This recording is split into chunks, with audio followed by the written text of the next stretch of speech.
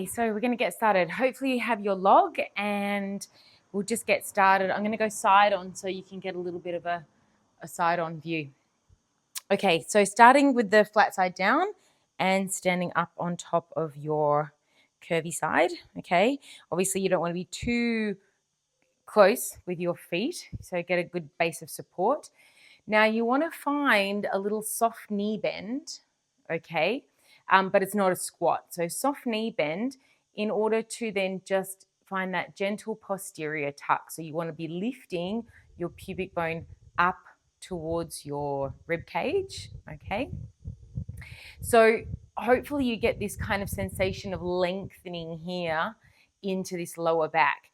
You also from here want to think about lifting up your rib cage away from your pelvis, okay? So this distance here, you want to try and be as long as possible. You also make sure that your head's not jutting forward, okay? So tuck your chin in, lengthen out through the crown of your head. So the optimal position will have your head directly on top of your shoulders stacked over your hips over knees, and knees over ankles, okay? That's our correct posture. So it might not feel particularly natural at the beginning because you have to be quite aware of putting all those things in place. So starting with a breathing pattern. So what I'd like you to do is breathe in through the nose and out through the mouth. Now the breathing is in for 1 and out for 4.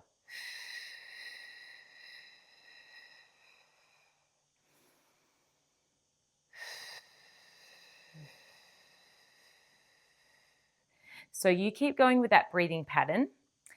And you also want to think of breathing laterally into the side of the rib cage, okay? So what you'll want to avoid is the breathing up into the neck and the shoulders.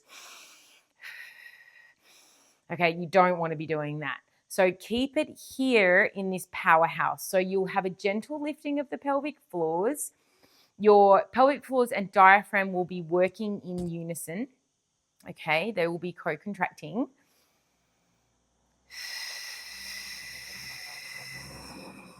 And that exhale is quite forceful. It's like you're blowing out your birthday candles. You want to kind of make a sound with it. So either an S or just a really blowy. And that way you get this activity, more intense activity happening into your abdominals. You'll feel your abdominal wall tense and fire up in your abdomen.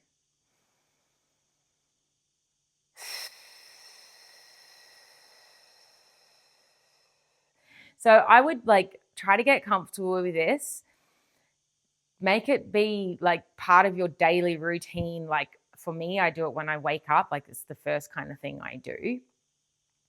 And, I'd be kind of looking at the clock and just starting with a nice breathing like that to start with. Then starting with, after about a minute or so, start lifting up the arms on the inhale and exhale, coming down. This will challenge your stability on top of this log as well. It definitely adds to the difficulty as soon as you start moving your limbs up and down or side to side. So all the whilst trying to keep nice and long through that torso, continuously lengthening through the crown of the head.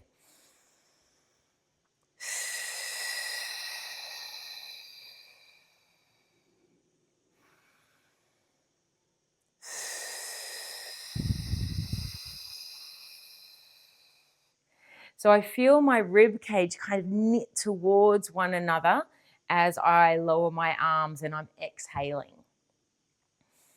So again, I would stick with this for around about a minute or so, and then I'm going to start adding in a little bit of a side bend. So I will scissor my arms. One goes up, one goes down. And then I'll inhale over and exhale. Bring everything back up. Inhale, other side.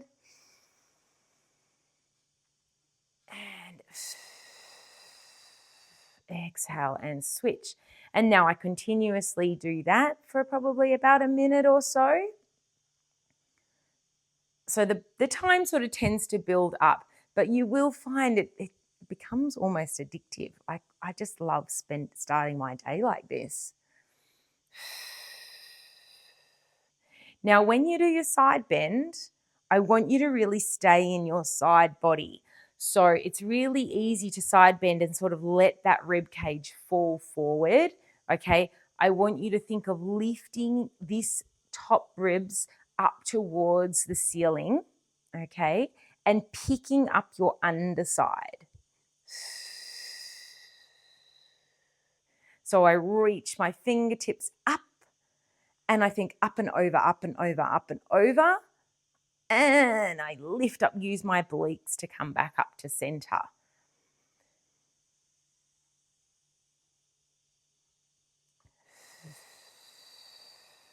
Now I'm going to keep my arms out in front now, and I'm going to start adding a rotation. So I'm going to rotate, and now I'm going to look with my gaze. So follow with my gaze. My eyes are the first thing that goes. Inhale. Exhale, bring it in.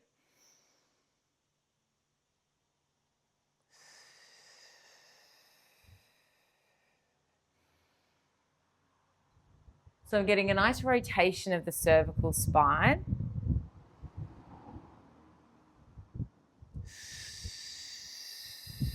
Continuously thinking here. Have you still got that length? It's really easy to start dumping. So keep lifting, keep thinking of that slight posterior tuck and that consistent lifting of that rib cage.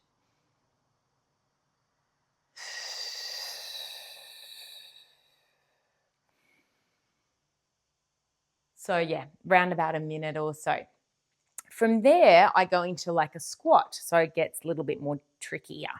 So I'm going to take my arms behind me and I'm going to lower down into a squat, reach my arms up or to the front as I rise. So I go inhale, exhale, inhale, exhale. And now you probably will lose your balance and have to sort of, hop on and off, start again, but that's okay. With this one, try to be a little mindful of what the knees are doing. So what we want to avoid is them caving in, okay? So think of pressing out towards the little toes. And you might not find that you get as deep as you normally would into a squat if you were flat on the floor. But that's okay. You'll get there. It takes a bit of practice and consistency. You do definitely get better at it. So after, again, around about a minute of squatting, my next pattern will be a little trickier again. I try to keep my arms up and then I'm bringing one leg up. I tap my knee and lower down.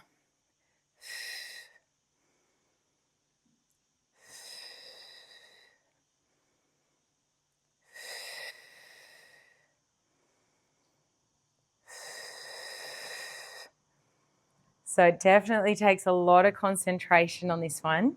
You'll get a fair few wobbles out of it, but it's okay to wobble because what's happening when you're wobbling is that all your deep stabilizing muscles are firing to prevent you from falling over. So that's a good thing, okay? Let the body figure itself out. And this is really good for your vestibular system, okay? And it's really good for like coordination. We're working like a cross crawl pattern or like we were walking. So marching, walking, crawling, all those sorts of patterns are really good for cognitive movement, all right? So yeah, I've lost count, but I just do it until I kind of, around a minute or so.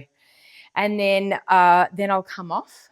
And then what I'll do is like all that again, but in a shorter version. So maybe not quite a minute. I'll just break it up a bit. So do the bulk of it on the roundy side and then flip it around, and you'll find this one a lot more wobblier. So finding that good balance. Again, before you even start doing anything apart from breathing, is just to sort of figure out where you need to be position-wise. So again, find that little posterior tuck. You don't want to be like this, okay, dumping into the lower back. You want to find that little gentle scoop and lift up. And it's my abs that do that, okay? It's not me clenching my bottom forward like that. I don't know how well you can see that, but I think of it as my abdominals working to gently lift. And it's just a little bit, but you will feel it. It's only moved by about an inch or so. And then again, feel this length and space between my ribs, and particularly like from the thing, I really think of reaching out from my back of my ribs to lengthen out. So I'm pulling back here with my abs, pulling up gently into my pubic bone. So I really feel this working quite strongly, but not overly strongly. Like I can still talk, while breathing, that's the whole purpose of this, is this deep diaphragmic breathing. So inhaling again, out to the side of the rib cage, and exhale.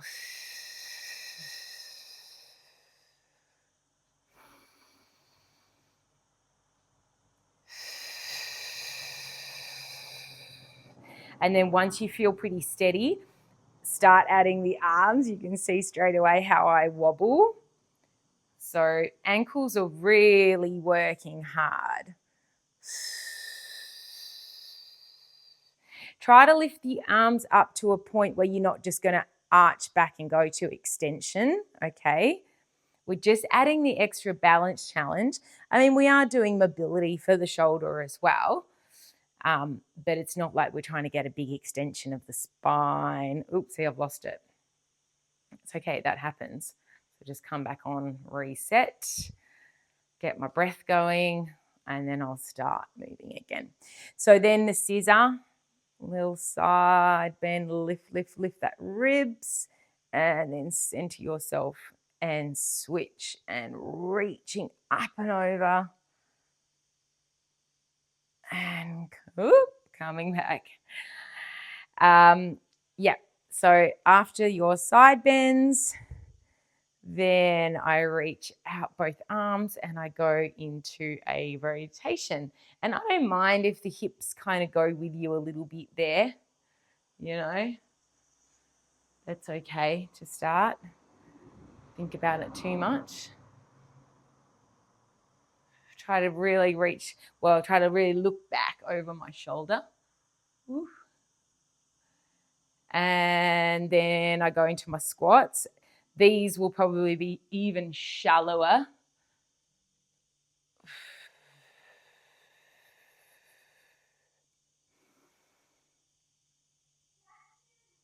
And if like reaching your arms back behind you is a bit too tricky on there, so I might just find a reach out and lift back up. Sometimes too, like I have these, the little squishy ball and I hold onto that as well. That's another way of doing it as well. Sometimes holding onto something helps. And then the tricky one is your march. So it can be done. So don't get too disheartened if you're constantly falling off to begin with. Although you're pretty good at that stuff like that. So, and like I said, I might just do maybe 10 in total type thing. Not worry too much about time. So that's your log if you manage to get one fabricated.